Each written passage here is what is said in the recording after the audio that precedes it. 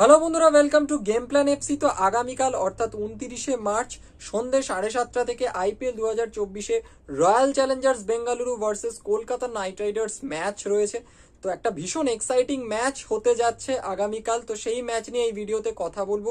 সেই ম্যাচটার ছোট একটা ম্যাচ প্রিভিউ করার চেষ্টা করব নিজের মতো করে এই ভিডিওতে।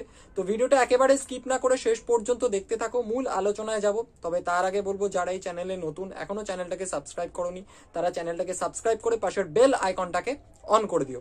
আরসিবি ভার্সেস কেকেআর এই ম্যাচ যখনই আইপিএল এ হয়েছে তখনই কিন্তু একটা এক্সাইটিং ম্যাচ হয়েছে, একটা রাইভালরি দেখা গেছে। তো এই এক্সাইটমেন্ট কিন্তু শুরু হয়েছে একেবারে প্রথম দিক থেকে, যখন আইপিএল শুরু হয়েছিল। আইপিএল 2008-এ তোমাদের হয়তো মনে থাকবে, আইপিএল 2008-এর ফার্স্ট ম্যাচ ছিল আরসিবি ভার্সেস কেকেআর, যেখানে কিন্তু কেকেআর এর হয়ে ব্র্যান্ডন ম্যাকালাম একটা দুর্ধর্ষ ইনিংস খেলেছিলেন, 150+ স্কোর করেছিলেন এবং কেকেআর অনেক রান করেছিল সেই ম্যাচে ফার্স্ট ব্যাট করে, 200-র ওপর রান। এবং তখন 200 রান মানে বিরাট ব্যাপার টি-20 ম্যাচে। এবং সেই ম্যাচটা কিন্তু কেকেআর আরসিবিকে হারিয়ে দিয়েছিল। সেইখান থেকে কিন্তু এক্সাইটমেন্টের সূচনা হয় এই দুটো টিমকে ঘিরে, এই দুটো টিমের মধ্যে যখন ম্যাচ হয় সেই ম্যাচ ঘিরে। তারপর কিন্তু বিভিন্ন ইয়ারের আইপিএলে বেশ কিছু ইনসিডেন্ট ঘটেছে, যার জন্য কিন্তু এই দুটো টিমের মধ্যে যখনই ম্যাচ হয়েছে, এক্সাইটিং ম্যাচ হয়েছে। আমার মনে পড়ছে একটা ইয়ারের আইপিএলে যখন এই দুটো টিম মুখোমুখি হয়েছিল, আরসিবি এবং কেকেআর, সেখানে আরসিবি কেকেআর এর এগেনস্টে 49 রানে অল আউট হয়ে গিয়েছিল। আরও একটা ইয়ারের আইপিএলে যখন এই দুটো টিম মুখোমুখি হয়, সেখানে কিন্তু গম্ভীর যখন কেকেআর এর ক্যাপ্টেন ছিলেন, সেই সময় কিন্তু আরসিবির কোহলির সাথে তার একটা তর্ক বিতর্ক দেখা গিয়েছিল ম্যাচের মধ্যেই। তো আরও বেশ কিছু ইনসিডেন্ট কিন্তু ঘটেছে যখন এই দুটো টিম মুখোমুখি হয়েছে। একটা এক্সাইটমেন্টের পারদ কিন্তু ওপরের দিকেই থেকেছে।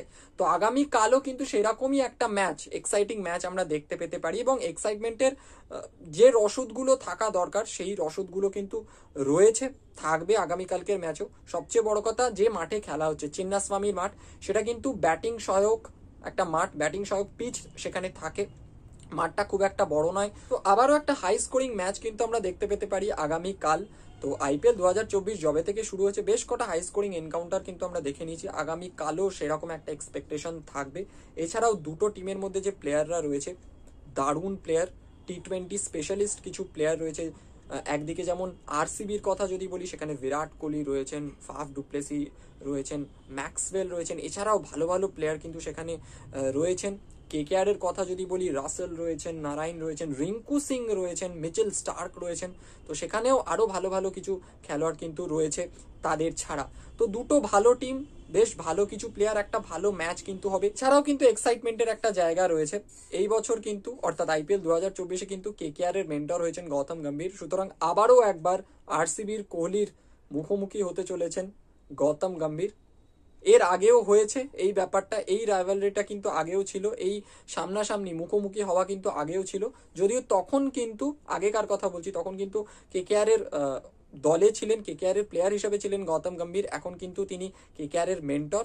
যাই হোক, তো দুজন আবার মুখোমুখি হতে চলেছেন, এটা একটা এক্সাইটমেন্টের ব্যাপার। তো বেশ ভালো একটা ম্যাচ হতে চলেছে। যদি দুটো টিমের রিসেন্ট ফর্মের কথা বলি, আইপিএল 2024-এ কেকেআর একটাই ম্যাচ খেলেছে সানরাইজার্স হায়দ্রাবাদের এগেনস্ট, এবং সেই ম্যাচটা কিন্তু তারা জিতেছে। সুতরাং তাদের কিন্তু একটা কনফিডেন্স থাকবে, তারা কিন্তু কনফিডেন্ট থাকবে এই ম্যাচটা খেলতে নামার আগে আরসিবির এগেনস্টে। অপরদিকে যদি আমি রয়্যাল চ্যালেঞ্জার্স বেঙ্গালুরু এই টিমটার কথা বলি, তারাও কিন্তু বেশ কনফিডেন্ট থাকবে। কারণ প্রথম ম্যাচটা, আইপিএল 2024-এর প্রথম ম্যাচটা তারা হেরে গিয়েছিল সিএসকে এর কাছে, বাট দ্বিতীয় ম্যাচে কিন্তু তারা পাঞ্জাব কিংসকে হারিয়েছিল। সুতরাং রয়্যাল চ্যালেঞ্জার্স বেঙ্গালুরু অর্থাৎ আরসিবি এই টিমটাও কিন্তু কনফিডেন্স নিয়েই আগামীকালকের ম্যাচে কেকেআর এর এগেনস্টে মাঠে নামবে। এবং এই ম্যাচটা কিন্তু আরসিবির হোম ম্যাচ, চিন্নাস্বামী স্টেডিয়ামে কিন্তু খেলা হবে। তো এবার যদি দুটো দলের প্রবাবল প্লেইং 11 কি হতে পারে আগামীকালকের ম্যাচের জন্য, সেই নিয়ে কথা বলি। তো প্রথমেই যদি রয়্যাল চ্যালেঞ্জার্স বেঙ্গালুরু অর্থাৎ আরসিবির প্রবাবল প্লেইং 11 কি হতে পারে আগামীকালকের ম্যাচে কলকাতা নাইট রাইডার্স এর এগেনস্টে, সেই নিয়ে কথা বলি। তো আমার মনে হয় না খুব একটা বেশি কিছু চেঞ্জ হবে। আরসিবি লাস্ট যে ম্যাচটা খেলেছিল পাঞ্জাব কিংসের এগেনস্টে, সেই ম্যাচটা তারা জিতেছিল। এবং সেখানে আরসিবির হয়ে যে প্লেয়াররা খেলেছিল, হয়তো সেই প্লেয়াররাই আগামীকালকের ম্যাচে মাঠে নামবে কেকেআর এর এগেনস্টে। উইনিং কম্বিনেশন হয়তো আরসিবি ম্যানেজমেন্ট ভাঙতে চাইবে না। তো সেক্ষেত্রে এরকম কিছুটা হতে পারে তাদের playing 11। Faf du Plessis, Virat Kohli, Rajat Patidar, Cameron Green, Glenn Maxwell, Anuj Rawat, Dinesh Karthik, Mahipal Lomror, Alzarri Joseph, Mayank Dagar এবং মোহাম্মদ সিরাজ। এবং এই যে প্লেইং ইলেভেনটা আমি বললাম সেটা কিন্তু আরসিবি যদি ফার্স্ট ব্যাট করে, এরপর তারা যখন বল করতে আসবে তখন কিন্তু তারা ইম্প্যাক্ট সাব হিসাবে একটা এক্সট্রা বোলার আনতে পারে। সেখানে যশ দয়ালের অপশন থাকছে, আকাশদীপ রয়েছেন, করণ শর্মা রয়েছেন, এছাড়াও অনেকে রয়েছেন। তো দেখা যাক আলটিমেটলি কি প্লেইং ইলেভেন নিয়ে আরসিবি আগামীকালকের ম্যাচে মাঠে নামে কেকেআর এর এগেনস্টে। এবার যদি এই টিমটাকে নিয়ে একটু ছোট করে কথা বলি, দেখো এখানে কিন্তু ফাস্ট বোলিং এর বা পেস বোলিং এর অনেকগুলো অপশন কিন্তু রয়েছে আরসিবির কাছে।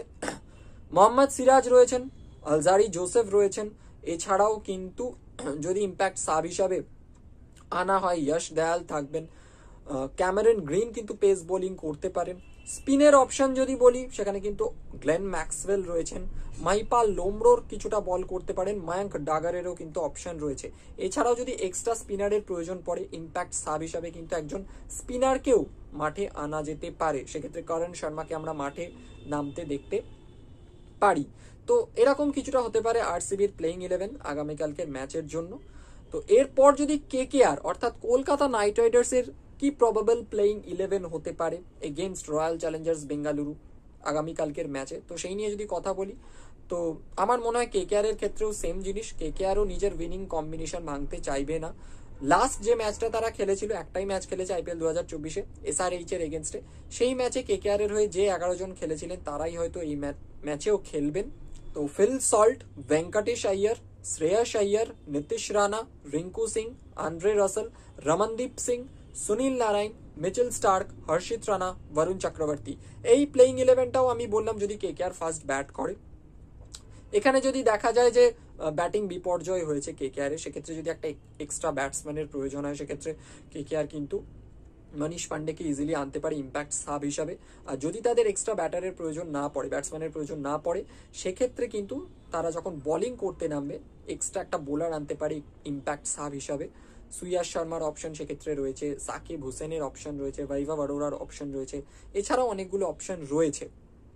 তো এই যে দুটো আমি টিমের প্লেইং ইলেভেন, প্রবাবল প্লেইং ইলেভেনের কথা বললাম, এই দুটো প্রবাবল প্লেইং ইলেভেনের যে অর্ডারটা, সেই অর্ডারে কিন্তু চেঞ্জ হতে পারে, অর্থাৎ ব্যাটিং অর্ডারে কিন্তু চেঞ্জ হতে পারে। আমি জাস্ট প্লেইং ইলেভেনগুলোতে কে কে থাকতে পারে সেইগুলো তোমাদের পরপর পরপর নামগুলো বললাম। ব্যাটিং অর্ডার কিন্তু আমরা চেঞ্জ হতে দেখতে পারি। লাইক আরসিবির ক্ষেত্রে যদি আমি বলি, রজত পাতিদারের আগে হয়তো আমরা ক্যামেরন গ্রিন বা গ্লেন ম্যাক্সওয়েলকে আসতে দেখতে পারি, সেক্ষেত্রে কেকেআর এর ক্ষেত্রেও তাই হতে পারে। কেকেআর এর ক্ষেত্রে হয়তো আমরা রাসেল, রিঙ্কু এদেরকে হয়তো আগে আসতে দেখতে পারি, রমনদীপকে হয়তো আগে আসতে দেখতে পারি, বা সুনীল নারায়ণকে আবার ওপেন করতে দেখতে পারি ফিল সল্টের সাথে। তো সেদিকে আমাদের তাকিয়ে থাকতে হবে।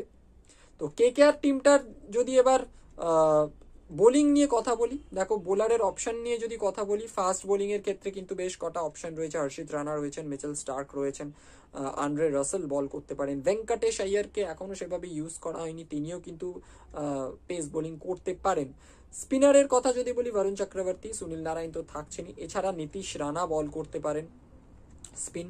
এছাড়াও যদি ইম্প্যাক্ট সাব হিসাবে সুয়াস শর্মাকে আনা হয়, আর একটা স্পিনের অপশন পেয়ে যাবে কেকেআর। ফাস্ট বোলিং এ যদি ইম্প্যাক্ট সাব হিসাবে সাকিব হুসেন বা বৈভব অরোরাকে আনা হয়, সেক্ষেত্রে তারও একটা অপশন থাকবে ফাস্ট বোলিং এ। তো দুটো দলই কিন্তু বেশ ব্যালেন্সড লাগছে। ডেফিনেটলি আমার মতে কেকেআর এর ব্যালেন্স কিছুটা বেশি। তো দেখা যাক ফাইনালি কি হয়। খাতায় কলমে কোন টিম এগিয়ে কোন টিম পিছিয়ে, এটা খুব একটা যুক্তিযুক্ত ব্যাপার হয়তো নয় বলাটা আগে থেকে। মাঠে কোন দলের কোন প্লেয়ার কেমন পারফরমেন্স করবে তার উপর কিন্তু ডিপেন্ড করবে কোন টিম ভালো ক্রিকেট খেলবে, ভালো বোলিং করবে, ভালো ব্যাটিং করবে। এবার যদি দুটো দলের কোন কোন প্লেয়ারের দিকে নজর থাকবে সেই নিয়ে কথা বলি, তো দেখো যদি আরসিবির কথা প্রথমে বলি, রয়্যাল চ্যালেঞ্জার্স বেঙ্গালুরু, তাদের অবশ্যই বিরাট কোহলির দিকে নজর থাকবে। গ্লেন ম্যাক্সওয়েলের দিকে পার্সোনালি আমার নজর থাকবে, কারণ আগের দুটো ম্যাচ গ্লেন ম্যাক্সওয়েল কিন্তু আরসিবির হয়ে খুব একটা ভালো কিছু করতে পারেনি, তো তার দিকে নজর থাকবে। এছাড়াও কিন্তু মাহিপাল লোমরোর যদি ব্যাটিং করতে আসেন তার দিকেও আমার নজর থাকবে। এছাড়া ক্যামেরন গ্রিনের দিকে নজর থাকবে। আরো একটা জায়গা আলজারি জোসেফ আরসিবির, তো দেখা যাক আলজারি জোসেফের পরিবর্তে লকি ফার্গুসন বা রিস টপলের মতো কাউকে খেলায় কিনা আরসিবি। তো আমার মনে হয় আলজারি জোসেফকেই খেলানো হবে, উইনিং কম্বিনেশন ব্রেক করতে চাইবে না আরসিবি ম্যানেজমেন্ট। অপরদিকে যদি কেকেআর এর কথা বলি, অবশ্যই ভেঙ্কটেশ আইয়ার, শ্রেয়াস আইয়ার, নীতিশ রানা, এই তিনজনের ব্যাটিং এর ওপর আমার নজর থাকবে। এছাড়াও সুনীল নারায়ণ, বরুণ চক্রবর্তী, আশা করছি এনারা তো ভালো করবেনই, যদিও চিন্নাস্বামীর পিচ কতটা স্পিন সহায়ক হবে, স্পিন সেভাবে পাবে কিনা স্পিনাররা, সেদিকেও নজর থাকবে। হর্ষিত রানা, মিচেল স্টার্ক, এই দুটো প্লেয়ারের দিকেও কিন্তু নজর থাকবে, স্পেশালি মিচেল স্টার্ক। ফার্স্ট ম্যাচটা খুব একটা ভালো যায়নি কেকেআর এর হয়ে মিচেল স্টার্কের, এবং তার উপর কিন্তু প্রেশার থাকবে। এই ম্যাচে বেশ কয়েকটা কি ব্যাটেল কিন্তু আমরা দেখতে পেতে পারি। যেমন আমার নজর থাকবে যখন কেকেআর এর স্পিনাররা বল করবে, বরুণ চক্রবর্তী, সুনীল নারায়ণ, সুইয়াস শর্মা, এনারা যখন বল করবেন তখন আরসিবির ব্যাটসম্যানরা specially Faf du Plessis, Glenn Maxwell এবং বিরাট কোহলি, এই ডুয়েলগুলো কিন্তু বেশ ভালো হবে। তো দুটো টিমের বেশ কিছু প্লেয়ারের মধ্যে কি ব্যাটেল কিন্তু আমরা দেখতে পেতে পারি। তো এই ব্যাটেলটা বেশ ইন্টারেস্টিং হবে দেখার জন্য। এবং কেকেআর এর স্পিনারদের এগেনস্টে কিন্তু আরসিবির ব্যাটসম্যানরা বেশ কয়েকবার স্ট্রাগল করেছে, আইপিএল আমরা দেখেছি আগেও। তো এই ব্যাটেলটা বেশ ভালো হবে। এছাড়াও যখন বিরাট কোহলি ব্যাট করবেন এবং কেকেআর বোলিং করবে মিচেল স্টার্কের এগেনস্টে বিরাট কোহলি, এটাও কিন্তু বেশ ভালো একটা ইন্টারেস্টিং ব্যাটেল হতে পারে। তো দেখা যাক কিভাবে ট্যাকেল করেন বিরাট কোহলি মিচেল স্টার্ককে।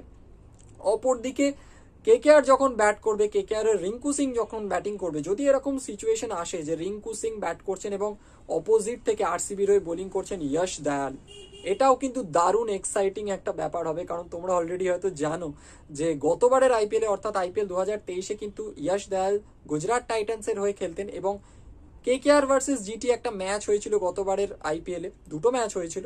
তো সেখানে একটা ম্যাচে কিন্তু, যতদূর আমার মনে পড়ছে, সেই ম্যাচটা কিন্তু আহমেদাবাদে হয়েছিল, গুজরাট টাইটান্সের হোম ম্যাচ ছিল।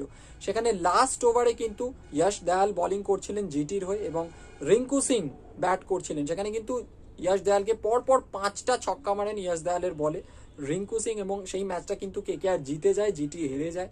তো আবারও যদি রিঙ্কু সিং এর এগেনস্টে আগামীকাল ইয়শ দয়াল বোলিং করেন, তো ডেফিনেটলি ইয়শ দয়ালের ওপর প্রেশার থাকবে। দেখা যাক এই লড়াইটা যদি আমরা দেখতে পারি, এই ব্যাটেলটা যদি আমরা দেখতে পারি, খুব ভালো হবে। সেরকম সিচুয়েশন আসবে কিনা জানি না, তবে এলে কিন্তু ডেফিনেটলি আমরা সবাই এটা এনজয় করব। তো ম্যাচটা বেশ হাড্ডাহাড্ডি হতে পারে। আমার মতে কেকেআর অর্থাৎ কলকাতা নাইট রাইডার্স কিছুটা বেটার পজিশনে রয়েছে, তাদের দলটাকে বেশি ব্যালেন্সড লাগছে, ব্যাটিং অর্ডার এবং বোলিং অর্ডার দুটোই। আরসিবির ক্ষেত্রে বোলিং অর্ডারটা একটু উইক আমার কোথাও না কোথাও মনে হয়েছে, সেভাবে উইকেট টেকার কিন্তু আমি দেখতে পাচ্ছি না, একজন দুজন। মোহাম্মদ সিরাজ যে ভীষণ ভালো বোলিং করেছেন তাও নয়। তো দেখা যাক ম্যাচটা কিরকম কি হয়।